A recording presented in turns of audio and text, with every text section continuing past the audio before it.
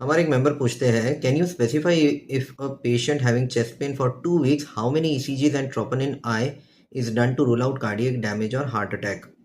If both tests are normal for continuous 2 weeks, what the patient has to do?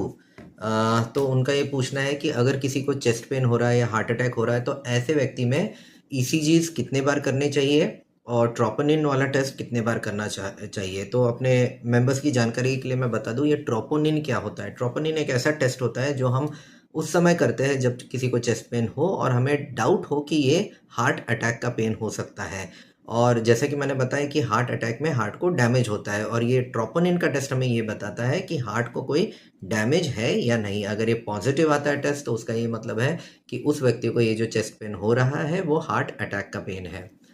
अब ऐसा है कि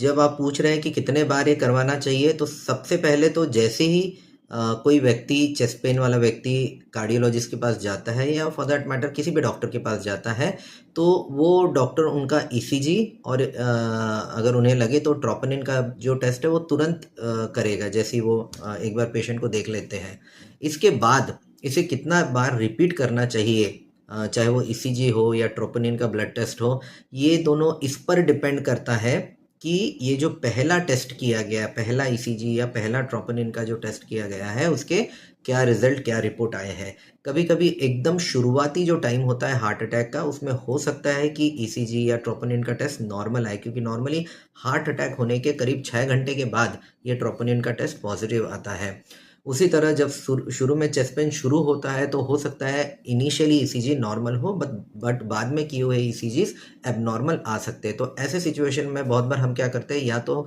ऐसे पेशेंट को हॉस्पिटल में एडमिट कर लेते हैं या उनको हॉस्पिटल में अंडर ऑब्जर्वेशन कुछ घंटों तक रहने के लिए कहते हैं, और इस दौरान हम कुछ देर के बाद, कुछ घंटों के बाद वापस उनका ईसीजी रिपीट करेंगे या ट्रोपोनिन रिपीट करके देखेंगे कि क्या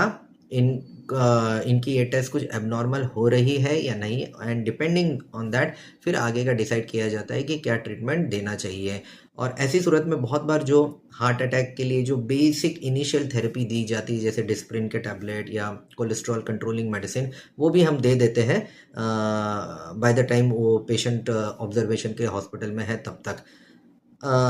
अगेन कितने बार रिपीट करना ऑल डिपेंड करेगा कि अगली जो टेस्ट कर रहे हैं हम वो क्या आ रही है, उस व्यक्ति को आगे फिर से चेस्ट पेन का तकलीफ हो रहा है या नहीं हो रहा है। तो बहुत सारी बातों पे डिपेंड करता है और ये पर्सन टू पर्सन बहुत डिफर कर सकता है कि किसमें कितने बार ये टेस्ट रिपीट होने चाहिए।